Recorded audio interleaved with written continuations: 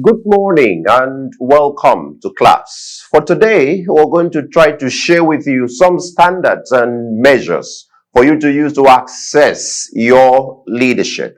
And for us to lead further conversations on these, we're going to be sharing on the subject of the 5 levels of leadership as taught by the great leadership teacher, John Maxwell.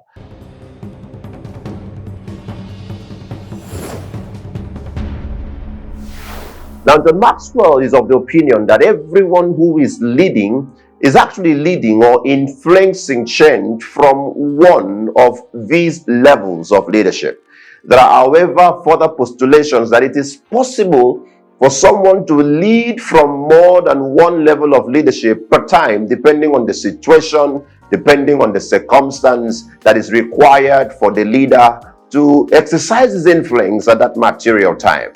So I do not know what level of leadership you are leading from, but I trust that at the end of today's class, you will know where you are leading from, and you would know the need to grow from one level to the other, and would also be able to know how to masterfully lead from more than one of these levels, depending on the situation and the circumstance per time. Now, the first level of leadership, according to John Maxwell, is what he describes as the positional level of leadership. Now, you realize that even in my presentation of that level of leadership, I started from the bottom of the board. Now, that means that the positional level of leadership, though being the first, is actually the last in significance, is the last in importance, and is the last in versatility and dexterity. Now, what is the positional level of leadership? It simply means that a leader who is functioning at this level of leadership simply influences people because of the office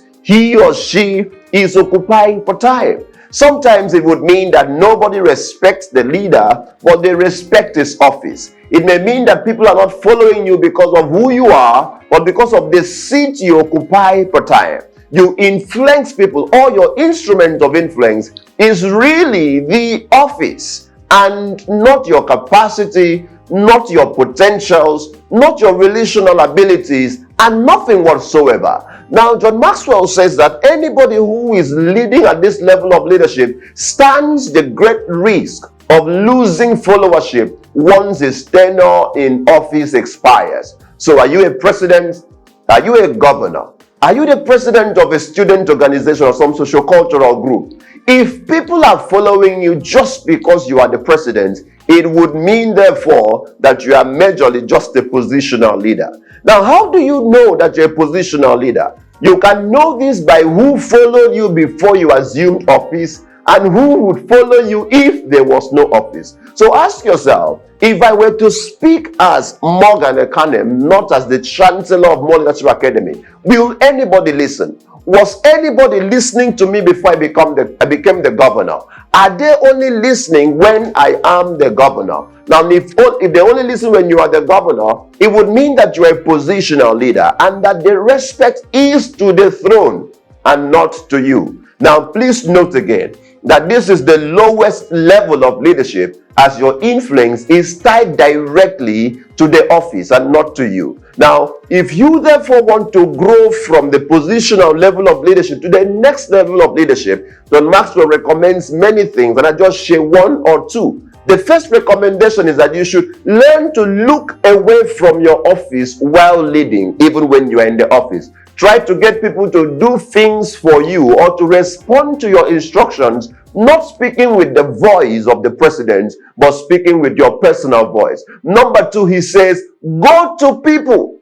Don't wait for people to come to you. Because when you wait for people to come to you, they will come and see your office. But when you, in the toga of your office, go to people, they will see humility and they will deal with you directly. Dear leader, please note, the positional level of leadership is the lowest level of leadership. Now, the second level of leadership, according to John Maxwell, is the permission level of leadership. Now, this is not positional, but this is a step higher, and it says it's the permission level of leadership.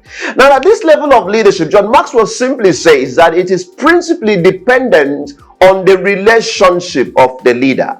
This is the kind of influence you exert on your friends. This is the kind of influence you exert on the people who love you. Now, they don't respect or respond to you because of an office. They respond to you because of a relationship that is existing. This is a quid pro quo kind of level of leadership. Because you showed up for me yesterday, I show up for you today. Because I love you, I help you to do your things. Because I am your friend, I stand with you when you need a friend. So at that level of leadership, what John Maxwell is simply saying is that the followers permit, volitionally allow the leader to exert influence over them, not because of what the leader does for them, not because of the position the leader occupies, but principally because there is a relational chemistry that exists between the leader and the follower. So this leadership is based on mostly emotions, based on relationships, based on friendship. Now, this may be a beautiful level of leadership as people do things for you without compulsion, but it also has its weaknesses. Now, what is one of the weaknesses of the permission level of leadership? It is that you cannot coerce them to do what they don't want to do. They show up at your event when they want to show up. They do it from their hearts and not because you can punish them. So you realize that your friend who you depend on can show up for your events late. You cannot shout on him or her. You cannot punish him or her because you're not paying him and there is really nothing you can do. So at this level of leadership, people just do things as they feel, not as you want them to do for you. Now, that for that level of leadership, though beautiful, is sometimes weak at the level of organizational leadership. So if you are the president of an organization or the CEO of a business, and then you're operating at the permission level, it will mean that your friends will not turn in their reports when they should turn in their report because they are your friends, because you drink beer with them. So it may mobilize people for you, but may not mobilize action for you. So those who lead at the positional level of leadership, therefore, needs to learn one or two things to ensure that beyond the friendship that exists, that sponsors influence, that there is also some other things that exist that would sponsor productivity and executional prowess. Now, one of those things you will need to learn as a permission level leader is that you need to grow your competence beyond the circle of your friendship, so that when you say this is what needs to be done, they will hear a voice of competence, not just the voice of my pally. And beyond that, you also need to be able to shift and regulate yourself so that they know when you are playing and when you are functioning in your leadership office. Now, that too is very, very important. Now, the third level of leadership, according to John Maxwell, is what he calls the production level of leadership. Now, what happens at the production level of leadership is principally result. Somebody will say, follow who no road. Somebody would say, show workings as a leader. Now, any leader that is producing result, you have followers who want to produce the kind of results that the leader is producing. Now, when you are a leader and you're not producing results, those who want results will not follow you. Now, you see, you could be occupying an office without producing a result or any result at all. You could be leading at the permission level, so you have plenty of friends, but you don't produce results. But then a leader who produces results is a leader who would have followers who are after results. You see, after a while, when somebody wins election, for instance, people may celebrate the person for being social.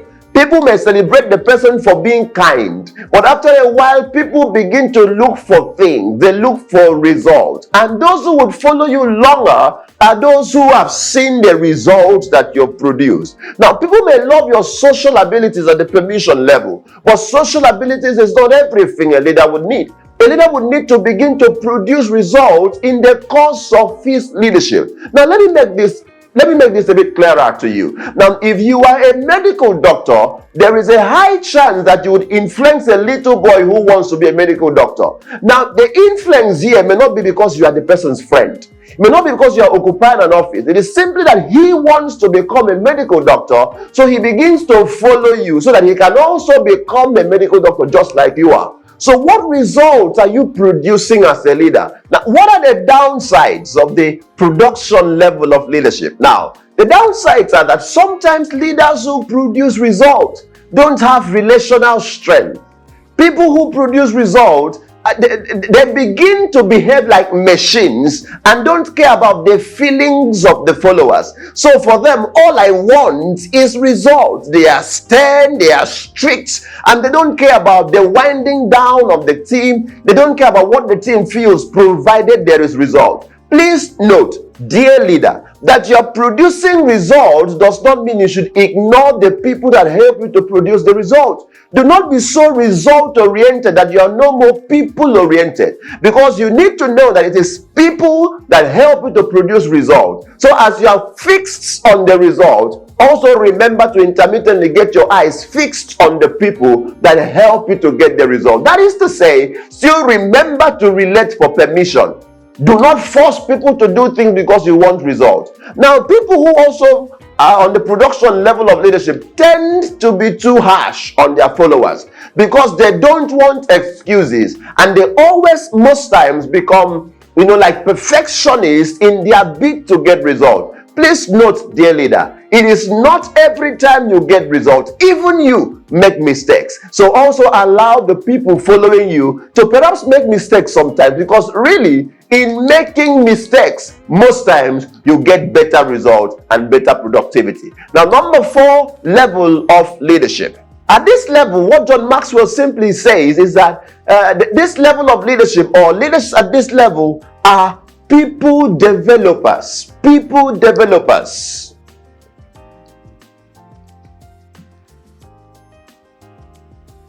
So that level of leadership is described as the level of people development. So at this level, you're not just occupying an office. At this level, you're not just leading from a place of relationship. At this level, you're not just leading because you're producing results. But at this level, people follow you because beyond results, you are building men. Leaders who build men eventually lead the people they build. If I sponsor your education, and I need you to help me in the area of the education I sponsored you to get, there is high level of probability that you will do it for me, and that is leadership. Now, that is why you have people in politics assume the role of godfathers. Now, they are godfathers because they push people to assume some offices. And because they push them or sponsor them to assume those offices, they can exert a certain degree of influence over that person because they are the ones that produced them. Now, the question is, who are you producing, dear leader? Now, how do you produce people? Now, the first thing I must quickly mention here is that to develop people, you must first be developed. So sometimes people try to build people when they are not built. Now, what is the standard that you're building them from?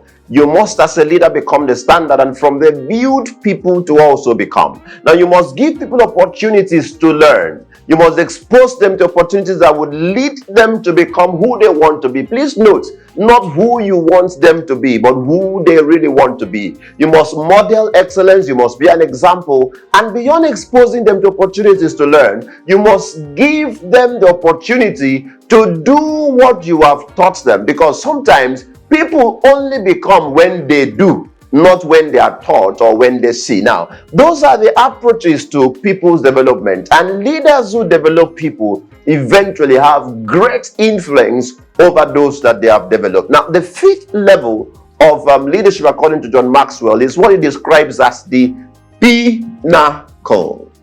Now, you see, these are 5 P's of leadership according to John Maxwell. So the pinnacle here describes or speaks of a level of leadership where the leader is able to, number 1, lead from all the other levels of leadership depending on the circumstance and depending on the time. So sometimes a leader can exert his positional power. Sometimes he draws from his relational dexterity. Sometimes he leads from his results. Sometimes he leads by developing people. And at other times he can be one or be the other depending on what the circumstances dictate. But then the pinnacle level of leadership also speaks of the level of leadership where the leader, at some point, beyond building the people available to him, has reached a zenith in every aspect of leadership and now stands as a father figure on the leadership space. So he inspires by just the way he lives. He inspires by doing nothing because he has done everything, so to speak.